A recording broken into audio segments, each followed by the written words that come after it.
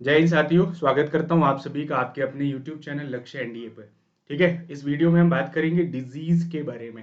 काफी चर्चा में आजकल मॉक टेस्ट वगैरह में काफी क्वेश्चंस आ रहे हैं, तो जरा देख लेते हैं डिजीज पे किस तरीके से क्वेश्चन आते हैं। सबसे पहले बात करते हैं कि डिजीज कितने प्रकार की होती हैं। डिजीज जनरली दो प्रकार की होती हैं। एक होती है कॉन्जेनिटल डिजीज, ठीक है ना, जो क्या होती है जन्म से होती हैं। Okay, congenital. और एक हो जाती है आपकी एक्वायर्ड डिजीज, जो जन्म के बाद होती है ना। जैसे आपको भी कुछ बीमारियां हो जाती है ना आजकल, तो जैसे लवीरिया टाइप की वो कॉन्जेनाइटल हो जाती हैं। चलिए, अब डिजीज के बारे में जब हम बात करते हैं तो डिजीज को जो कैरी करते हैं उनको हम क्या बोलते हैं, वेक्टर्स। ठीक है, क्या बोलते हैं उनको हम, वेक्टर बोलते हैं। यानी कि ये क्या होते हैं, एक तरीके से एजेंट होते हैं। ठीक है ना। तो एजेंट के बेसिस पे डिजीज क्या होती हैं, 5 प्रकार की होती हैं। Viral disease, bacterial disease, fungal disease, protozoa disease और वॉर्म डिजीज। चलिए एक एक करके बात करते हैं। सबसे पहले वायरल डिजीज के बारे में बात करते हैं। वायरल डिजीज में सबसे कॉमन बीमारी जो आ जाती है that is called the hepatitis. ठीक है, और हेपेटाइटिस के 3 टाइप होते हैं, हेपेटाइटिस ए, हेपेटाइटिस बी और हेपेटाइटिस सी। ठीक है ना, इनमें से एक अपने अमिताभ बच्चन साहब को भी हो रखा है। चलिए, था, अब तो नहीं है। उसके बाद जितने भी फ्लू होते हैं, ठीक है, चाहे वो बर्ड फ्लू हो, चाहे वो इन्फ्लुएंजा हो या फिर वो स्वाइन फ्लू हो, ये सब भी कैसे होते हैं, वायरल। ठीक है ना। उसके बाद कोरोना, है ना, इससे तो आप भली भांति परिचित हैं। ये भी क्या है, ये भी आपका वायरल डिजीज है। उसके बाद आपका एड्स हो गया। ठीक है ना। एड्स ध्यान में रखिएगा, इसको हम क्या बोलते हैं, एक्वायर्ड इम्यूनो डेफिशिएंसी सिंड्रोम। ठीक है ना। और इसका जो वायरस होता है वो एचआईवी। तो ये बेसिकली क्या होती है, वायरल के साथ साथ ये आपका सेक्सुअली ट्रांसमिटेड डिजीज होती है। ठीक है ना। इसी को हम क्या बोलते हैं, एसटीडी भी बोल देते हैं। तो कई बार क्वेश्चन पूछ लेता है, ध्यान रखिएगा। एक और बीमारी है साइफिल्स और एक है गोनोरिया। तो ये सब क्या होते हैं, ये भी एसटीडी डिजीज होते हैं। एसटीडी डिजीज फैलते कैसे हैं, या तो सेक्सुअल कांटेक्ट से या ब्लड से या फिर मदर टू चाइल्ड। ठीक है, लेकिन ध्यान रखिएगा, एक क्वेश्चन आता है क्या सलाइवा के टच होने से एड्स फैलता है, तो ध्यान रखना सलाइवा से एड्स नहीं फैलता है। ठीक है ना। चलिए, उसके अलावा पोलियो। पोलियो क्या है, ये भी एक वायरल डिजीज है। पोलियो बेसिकली इसके वायरस का नाम है, तो ये भी क्या एक वायरल डिजीज है। उसके अलावा रेबीज हो गया। रेबीज भी क्या होता है, वायरल डिजीज। उसके अलावा हो गया दैट इज मेनिनजाइटिस। ये इंपॉर्टेंट है, काफी बार पूछा जाता है, मेनिनजाइटिस। मेनिनजाइटिस ये भी क्या है, वायरल डिजीज है। ये बेसिकली स्पाइनल कॉर्ड से रिलेटेड होता है। ठीक है, स्पाइनल कॉर्ड के अंदर जो फ्लूइड होता है उसमें प्रॉब्लम आने से डिजीज हो जाती है। उसके अलावा वायरल में मैं बात करूं तो जैसे डेंगू हो गया। ठीक है, डेंगू हो गया, चिकुनगुनिया हो गया, आजकल बहुत फैल रहा है डेंगू। तो डेंगू भी किस में आ जाता है, आपका वायरल डिजीज में ही आ जाता है। ठीक है ना। तो ये, उसके अलावा एक हो गया मीजल्स। इसको हम क्या कह देते हैं, खसरा कह देते हैं, है ना, माता खसरा, ये सब किस में आ जाते हैं, वायरल डिजीज में आ जाते हैं। ध्यान रखिएगा, येलो फीवर, येलो फीवर भी किस में आ जाता है, ये भी वायरल डिजीज में आ जाता है। डेंगू को ही ब्रेक बॉर्न फीवर के नाम से भी जानते हैं, हड्डी तोड़ बुखार कोई होता है तो उसका नाम ही क्या होता है, डेंगू। ठीक है ना। और येलो फीवर क्या होता है, येलो फीवर ये अलग होता है। ठीक है ना। चलिए, उसके अलावा दूसरे नंबर पे आ जाती है आपकी फंगल डिजीज। फंगल का मतलब जो फंजाई से रिस्पॉन्सिबल होती है। इसमें आपको 2 से 3 डिजीज, एक तो स्कैबीज हो गया। ठीक है ना, ये इसमें आ जाती है। एक होती है एथलीट्स फुट। जो एथलीट्स क्या है, नंगे पैर वगैरह पसीना आता है तो उनके पैरों में क्या हो जाती है, ये खुजली टाइप की हो जाती है, उसके लिए रिस्पॉन्सिबल होता है। और एक हो जाता है फिर रिंगवॉर्म, दाद खाज खुजली, है ना, देखा होगा आपने, ये किस में हो जाती है, ये इसमें आ जाती हैं। उसके बाद इंपॉर्टेंट है that is protozoa disease. Protozoa, इसमें काफी इंपॉर्टेंट डिजीज आ जाती हैं। जैसे आपने काफी बार एग्जाम में देखा होगा काला जार, काला जार किस में आ जाती है, इसी में आ जाती है। उसके अलावा स्लीपिंग सिकनेस, कई बार क्वेश्चन पूछ लेता है कि निम्नलिखित में से कौन सा प्रोटोजोइक डिजीज नहीं है। स्लीपिंग सिकनेस के साथ साथ इसमें फिर आपका आ जाता है पायरिया। ठीक है, जो दांतों में होता है वो भी किस में आ जाता है, प्रोटोजोइक डिजीज में आ जाता है। प्रोटोजोइक में और जो इंपॉर्टेंट है that is called the malaria. ये बुखार के सारे फॉर्मेट ध्यान रखना है, ये पूछ लेता है। प्रोटोजोइक के बाद फिर हम बात करते हैं बैक्टीरियल डिजीज के बारे में, यानी कि इनका वेक्टर, इनका एजेंट कौन होता है, बैक्टीरिया होता है। जैसे टीबी, ट्यूबरक्लोसिस। ठीक है ना, ये क्या होता है, बैक्टीरिया। इसके बैक्टीरिया का नाम क्या होता है, माइकोबैक्टीरियम ट्यूबरक्लोसिस। उसके बाद टाइफाइड, बहुत चल रहा है आजकल, है ना, ट्रेंड में है। टाइफाइड भी किसकी वजह से होता है, ये भी एक बैक्टीरियल डिजीज है। ठीक है ना। और इसके बैक्टीरिया का नाम एनडीए के पेपर में पूछा गया था, ठीक है ना।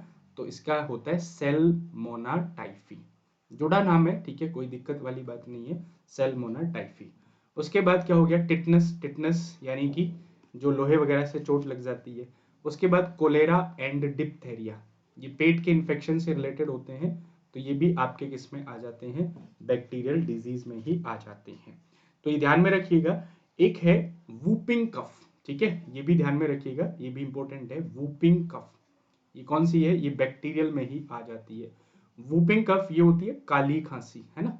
इसकी खासियत क्या होती है, दिन में कम रात में ज्यादा उठती है, मतलब जब सारी दुनिया सो जाती है वूपिंग वूपिंग कफ हो जाती है, तो इसकी यही खासियत है।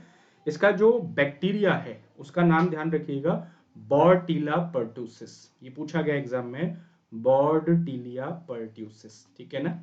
तो काफी डिमांड के बाद ये वीडियो आ रही है आपके पास, ये आप ध्यान में रखिएगा, ठीक है। उसके बाद साइफिल्स एंड गोनोरिया, जो मैंने एसटीडी डिजीज बताई है वो भी क्या होती है, बैक्टीरियल डिजीज होती है।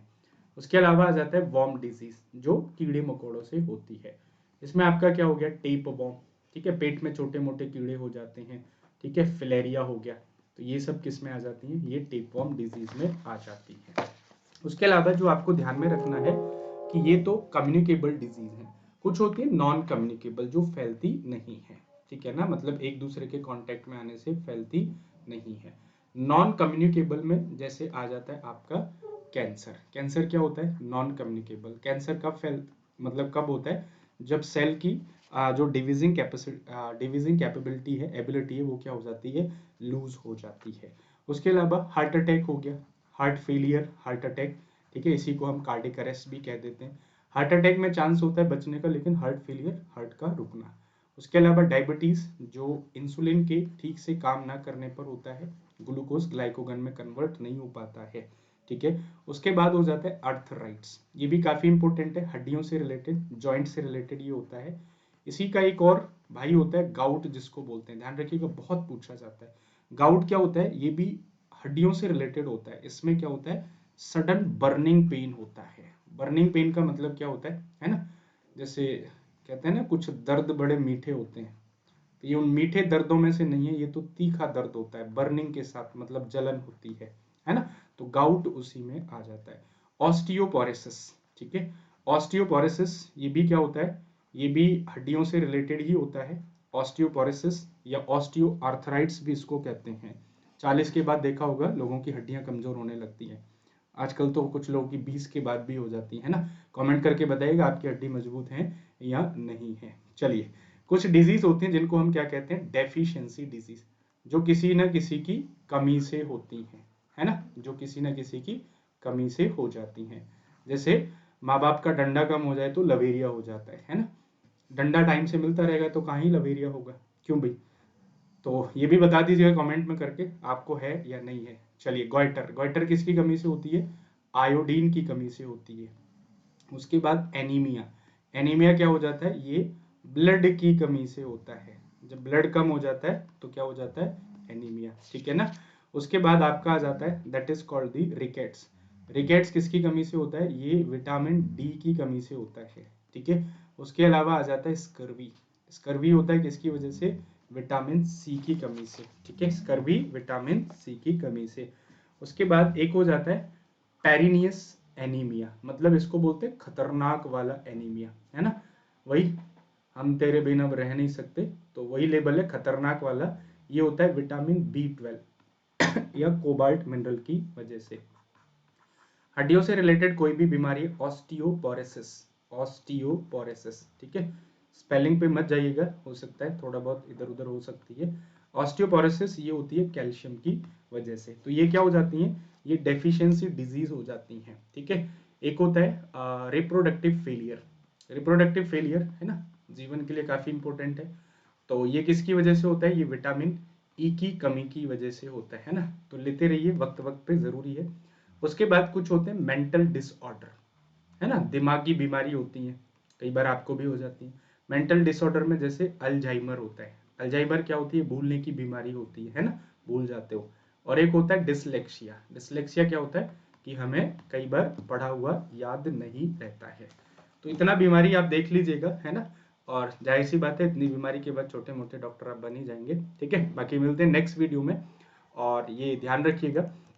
उसके अलावा स्पेशल क्लास पे मैंने शतक सीरीज चलाई है और आप उसको भी एंजॉय कर सकते हैं, और शतक सीरीज के बारे में आप यहाँ से देख सकते हैं। ये आप अनअकैडमी ऐप पे फॉलो करेंगे, मेरे प्रोफाइल पे आपको सारी क्लासेस मिल जाएंगी। ठीक है, बाकी आप मेरे से पढ़ना चाहते हैं अनअकैडमी पे, you can choose my code SS30, और इसके साथ आप अनअकैडमी पे प्रेपरेशन कर सकते हैं। ज्वाइन माई टेलीग्राम चैनल लक्ष्य NDA for PDF।